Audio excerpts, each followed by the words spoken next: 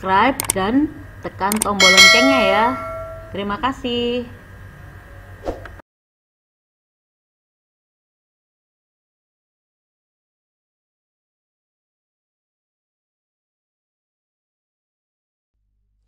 Assalamualaikum warahmatullahi wabarakatuh. Selamat pagi Bapak Ibu, terima kasih sudah hadir di YouTube saya.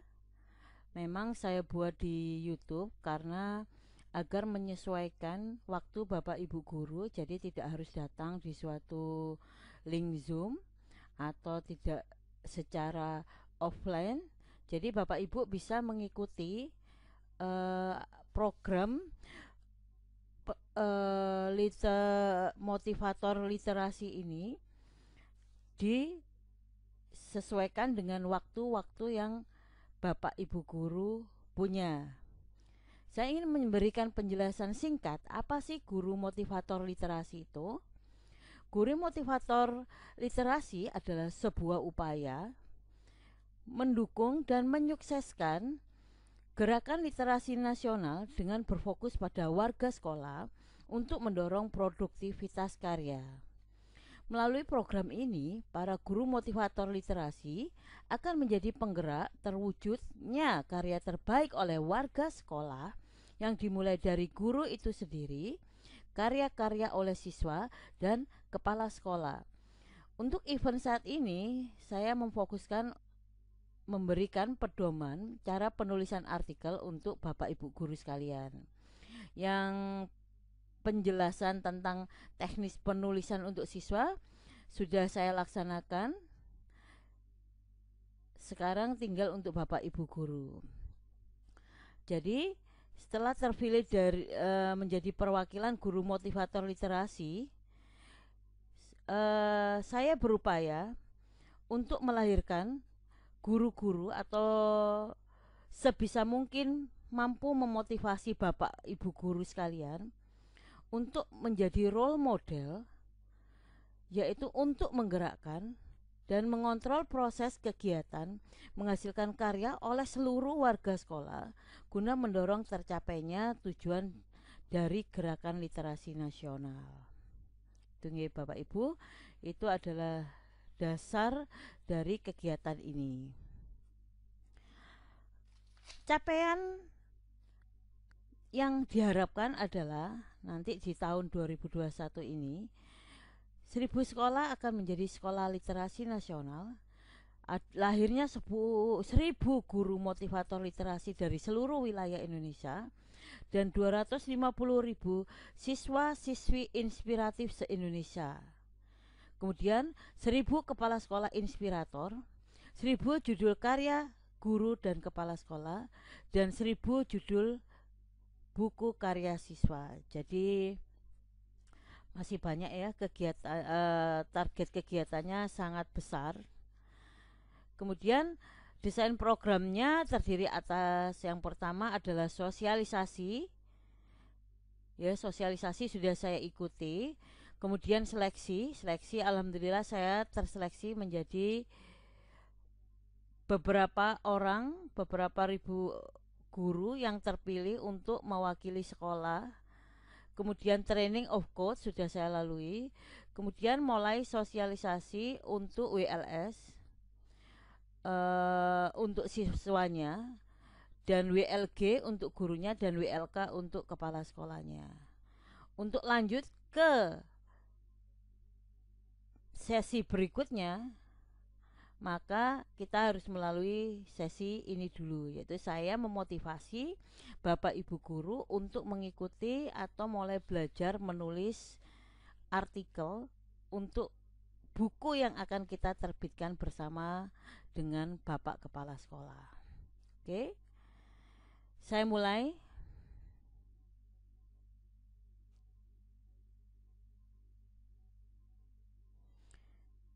Ini adalah modul wisata literasi untuk guru.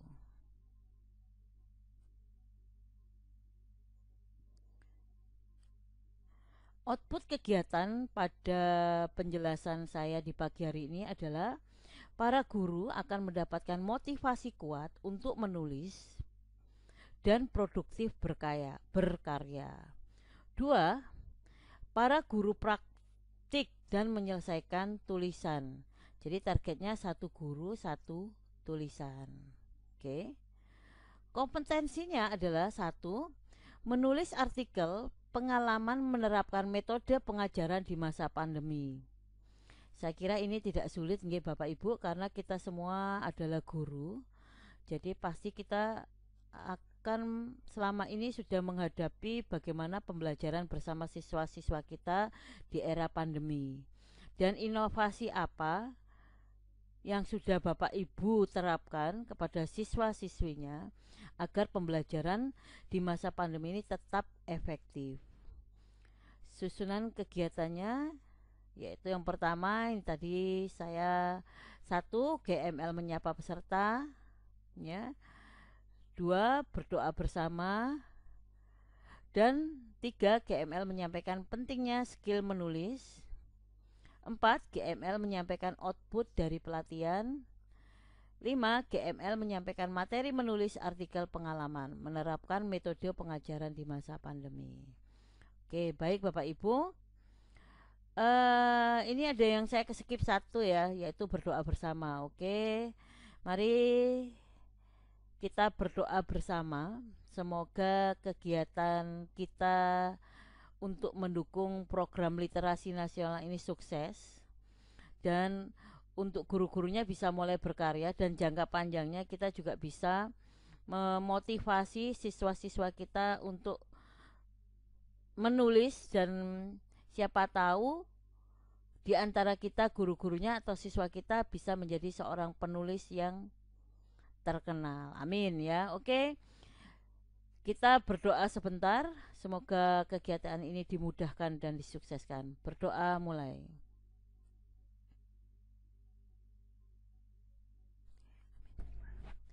Oke. Berdoa selesai. Kita masuk ke session berikutnya ya.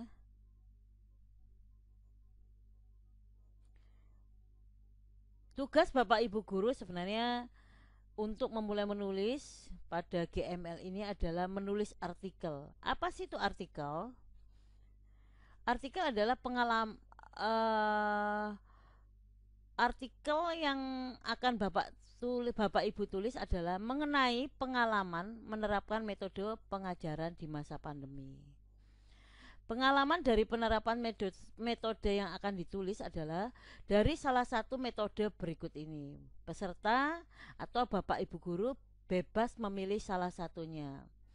Yang pertama adalah pengalaman menerapkan project based learning. Dua, pengalaman menerapkan daring method. Tiga, pengalaman menerapkan luring method.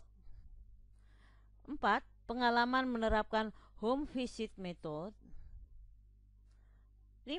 Pengalaman menerapkan integrated curriculum.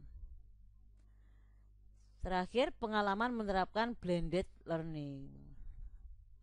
Kemudian kita akan bahas isi tulisannya. Para peserta akan menulis sepanjang 3-4 halaman dengan muatan tulisan dibagi menjadi beberapa poin utama sebagai berikut. 1. Apa alasan Anda memilih menerapkan metode ini? Oke ya. 2. Aktivitas apa yang Anda lakukan bersama siswa? Jadi alasan ini bisa kita sebut dengan latar belakang ya. Kemudian yang kedua ini aktivitas yang sudah dilakukan bersama siswa, jadi bentuk realnya. 3. Tantangan yang dihadapi. Jadi ketika kita sudah memilih suatu metode, kita cobakan kepada siswa, pasti dalam melaksanakan metode tersebut pasti ada tantangan ya. Nah, tantangan ini bisa Bapak Ibu ceritakan. 4. Seberapa efektif metode yang diterapkan. Jadi setelah ada tantangan, kita mencoba melaksanakannya kepada siswa, kita bisa menyimpulkan seberapa efektif metode yang diterapkan. Oke ya.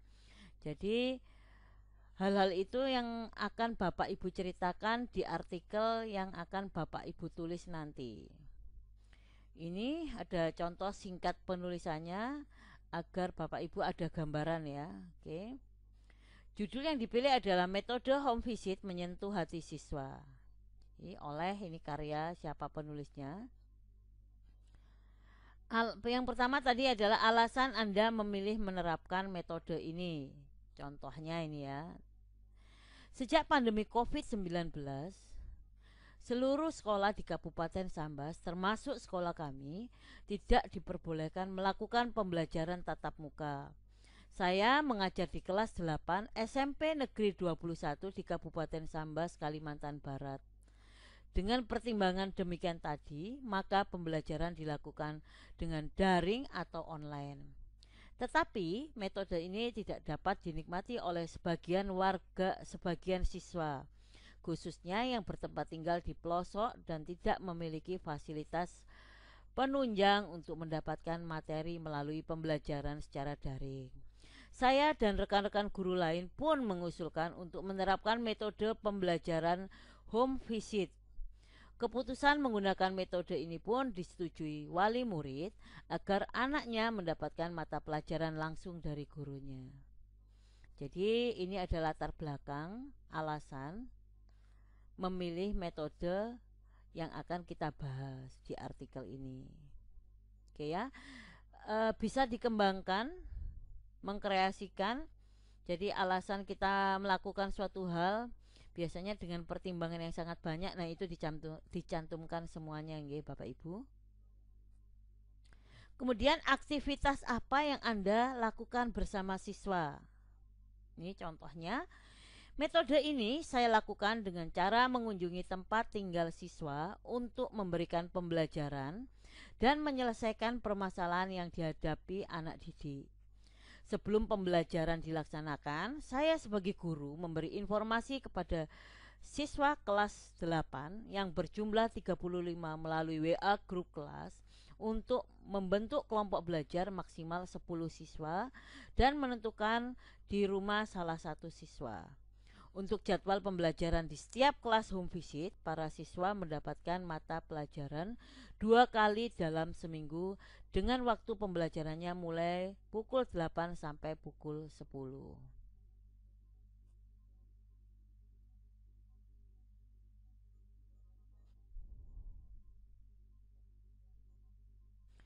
Nah, pada aktivitas apa yang dilakukan bersama siswa ini, inilah bisa Bapak Ibu kembangkan dan jelaskan secara detail. Jadi Bapak Ibu tidak perlu khawatir dari penjelasan aktivitas yang dilakukan bersama siswa ini pasti sudah membutuhkan sudah kita bisa menulis banyak kosakata di dalamnya, apalagi kita mampu mengembangkannya dan menyampaikannya secara detail. Jadi jangan merasa berat kalau menulis 3 sampai 4 lembar ini, karena malah mungkin kalau Bapak Ibu sudah terbiasa maka akan kurang ya. Jadi kurang, pengennya bisa menulis lebih. Harap-harapnya mungkin malah diberi kesempatan menulis 10 lembar. Berikutnya adalah tantangan yang dihadapi. Setelah menulis latar belakang, kemudian aktivitas kegiatannya, berarti kita sudah melaksanakan ya. Nah, setelah melaksanakan pasti ada tantangan yang dihadapi. Kesulitan-kesulitan apa menggunakan metode tersebut. Nah, ini Bapak Ibu tuliskan juga. Baik itu dari siswa, lingkungan sekolah, atau seluruh warga sekolah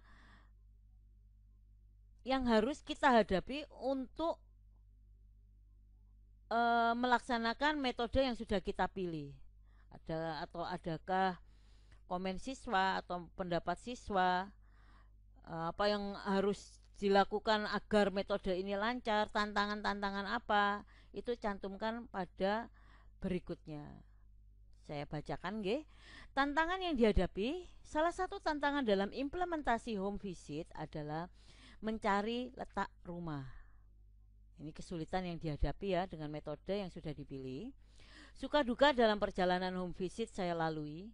Kadang saya mengalami kesulitan dalam mencari alamat karena tidak terdeteksi di Google Map. karena tidak semua siswa kami rumahnya di perumahan yang mudah mencarinya. Tapi kalau di kampung pastinya agak sulit. Ini tantangannya adalah mencari lokasi tempat tinggal pertemuan dengan siswa. Selain letak rumah, tantangan waktu serta beberapa orang tua yang kurang terbuka dalam memberikan informasi yang lengkap mengenai anaknya terkait dengan belajarnya, kebiasaannya, dan juga informasi lain yang dibutuhkan guru saat berkunjung ke rumah. Ya, jadi tantangannya disampaikan. Kemudian yang terakhir ini ya, seberapa efektif sih metode yang sudah kita pilih ini untuk diterapkan kepada siswa dalam pembelajaran kita. Kita jelaskan entah itu tidak efektif maupun efektif ataupun kurang efektif. Itu tidak masalah, Bapak Ibu bisa menceritakannya. Oke, ini contohnya ya. Dengan home visit, para siswa dapat menangkap pembelajaran secara visual dan audio karena mereka tidak semuanya menguasai salah satu media pembelajaran tersebut. Ada yang harus keduanya, seperti guru menulis dan siswa melihat langsung. Tidak kalah pentingnya, dengan penerapan home visit, guru ataupun pihak sekolah dapat mengetahui informasi secara langsung kendala ataupun perilaku yang dilakukan anak didik di rumahnya. Sebab terkadang kendala atau permasalahan belajar yang dialami di sekolah dipengaruhi oleh permasalahan yang ada di rumah. Dengan home visit, guru berinteraksi langsung dengan wali murid hingga guru mengetahui profil siswa secara faktual. Nah, ternyata metode ini berhasil karena malah target yang hanya pembelajaran aja, yang target awalnya kesuksesan pembelajaran, malah jadi saling mengenal antara guru, orang tua, dan siswa, dan bisa melihat latar belakang apa sih yang mempengaruhi siswa tidak nyaman belajar. Jadi ada solusi yang bisa diselesaikan guru, siswa maupun orang tua agar suasana belajar tetap berjalan kondusif. Seperti itu ya kurang lebih contohnya. Jadi Bapak Ibu, kenapa sih kita harus mendukung dan program literasi ini? Karena sebenarnya banyak sekali keuntungan bagi kita sebagai guru, atau tidak hanya sebagai guru ya, sebagai manusia pada umumnya. Apa sih pentingnya skill menulis ya, keuntungan bagi kita. Yang pertama, dikenal orang. Tentu jika tulisan kita nanti selesai kemudian kita terbitkan bersama, atau mungkin setelah ini Bapak Ibu menulis buku sendiri atas nama Bapak Ibu kemudian tersebar ke orang banyak, akan menjadi jalan Anda atau jalan kita untuk banyak dikenal orang. Jadi terkenal Bapak Ibu ya. Yang kedua, royalti.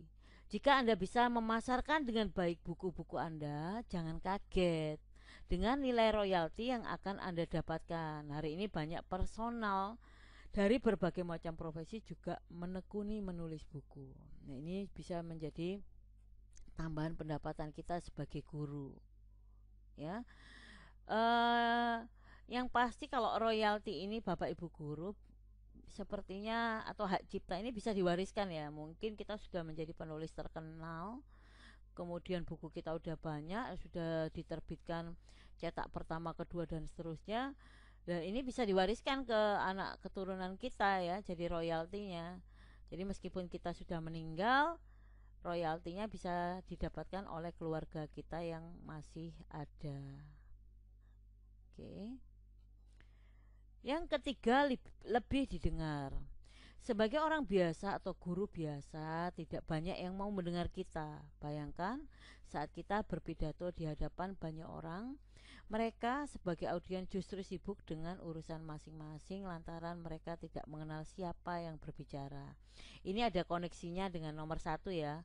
Setelah dikenal orang melalui buku-buku kita atau karya kita, kita akan lebih diperhatikan, lebih didengar lagi pendapat kita, karena kita sudah banyak karya dan patut diperhitungkan. Jadi pendapat-pendapat kita pastinya lebih didengar. Nah, itu kesempatan bagus bagi kita ya.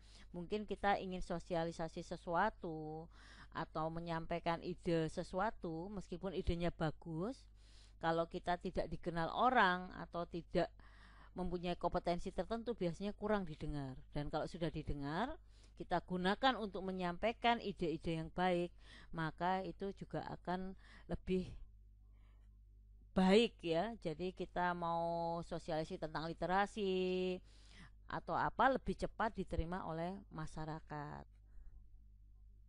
4. Bisa menginspirasi banyak orang.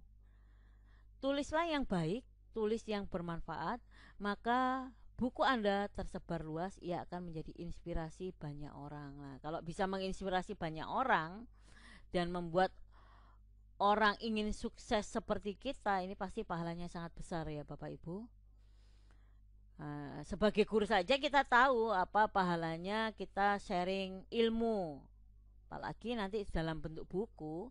Maka sharing ilmu kita tidak hanya terbatas dari siswa yang kita ajar. Mungkin sehari kita mampu mengajar berapa puluh jam, maksimal 40 jam.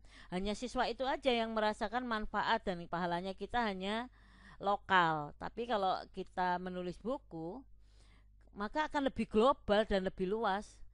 Dan jika mampu menginspirasi masyarakat luas, pasti sangat menguntungkan kita ya, mungkin pahala nanti kita di akhirat nanti. Amin ya. Yang kelima, meninggalkan jejak literasi. Nah, ini yang saya sempat bahas tadi ya di royalti. Jika sudah meninggal, orang-orang akan tetap membaca karya Anda dan merasakan manfaatnya. Nah, ini ya. Dan insya Allah akan menjadi amal jariah. Ini pahala yang tidak ada putusnya ya, sharing ilmu. Kalau kita jadi guru, hanya mungkin berapa puluh anak yang kita sukseskan. Kalau sudah menulis buku, jejak literasi kita dilihat dan dibaca oleh orang lain dan bisa ditularkan ke berikutnya lagi, maka amal jariah ini yang tidak akan pernah putus meskipun kita meninggal dunia. Jadi dengan buku, ruang lingkup atau target sharing ilmu kita jauh lebih luas lagi. Oke. 6. Terapi kesehatan. Mereka yang memiliki waktu untuk menulis bisa membantu menuangkan perasaan dan pikiran hingga tidak memendamnya dalam hati. Karena bila terlalu lama ditahan bisa menjadi beban bagi tubuh seseorang. Jadi ini pengalaman saya Bapak Ibu setelah ikut GML ini, saya lebih baik dari sebelumnya ya, mulai menulis puisi, mulai menulis cerpen. Jika saya ada bad mood dan lain sebagainya, saya tuangkan dalam puisi. Jika ingin menceritakan sesuatu hal, saya nggak perlu teman curhat lagi. Dengan menulis, saya menghasilkan sebuah karya dan kepuasan sudah menceritakan sesuatu yang menjadi beban pikiran dan perusahaan saya bisa terpenuhi. Ini aman ya, jadi kita lebih aman. Kalau kita curhat ke seseorang sudah nggak jadi karya, mungkin malah orang yang kita ceritain tentang apa perasaan kita atau yang prestasi kita atau sesuatu hal yang terjadi pada kita, mungkin malah cerita ke orang-orang menjadi aib. Kalau kita tulis dalam bentuk tulisan, kita curhatkan dalam bentuk cerpen dan lain sebagainya, maka yang di atas-atas ini juga akan ikut gitu. Yang dulunya hanya curhatan kosong, sharing ke teman kita, saya sudah selesai nggak ada keuntungannya, maka setelah kita rajin menulis, selain terapi kesehatan buat perasaan kita menjadi lebih tenang. Nah, ini juga 1, 2, 3, 4, 5 ini pasti akan ikut. Oke ya. Kemudian yang ketujuh, ini untuk sebagai seorang guru ya, otomatis adalah jenjang karir yang bagus ya. Karena kalau guru jadi seorang penulis klop banget ya. Jadi bisa memberi tauladan pada siswanya, dan untuk yang ASN sangat bermanfaat untuk kenaikan pangkat.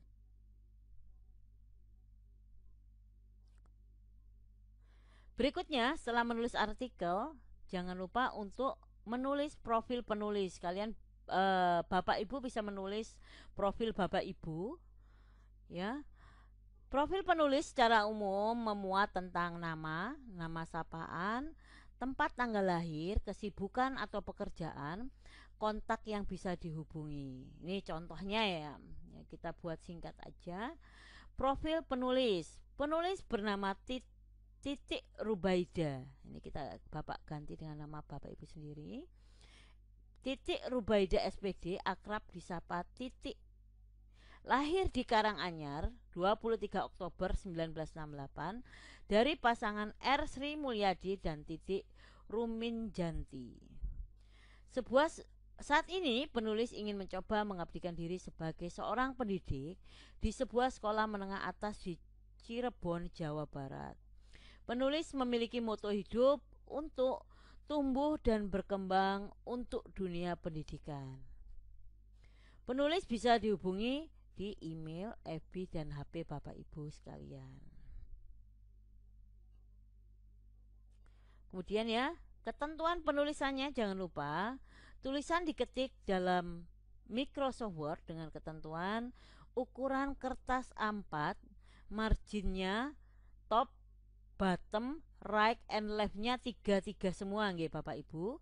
Jenis font Times New Roman-nya adalah size 12. Spasinya 1.15. Panjang tulisan adalah 3 sampai 4 halaman, include profil ya. Maksimal 4 halaman. Kemudian setiap tulisan memuat judul, nama penulis, isi tulisan, profil singkat. Jadi ini ya, Bapak Ibu, judulnya apa?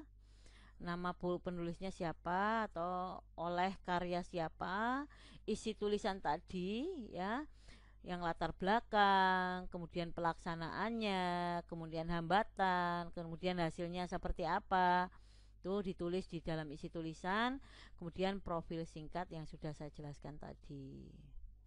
Oke Bapak Ibu, itu penjelasan dari saya tentang bagaimana menulis artikel yang akan kita gunakan untuk bersama-sama mensosialisasikan program literasi nasional dan mengembangkan literasi di sekolah kita. Jika ada pertanyaan atau kesulitan, Bapak Ibu bisa bertanya di grup yang sudah kita bentuk, dan hasil tulisan Bapak Ibu bisa Bapak Ibu kirimkan pada Google Drive yang sudah saya share di grup.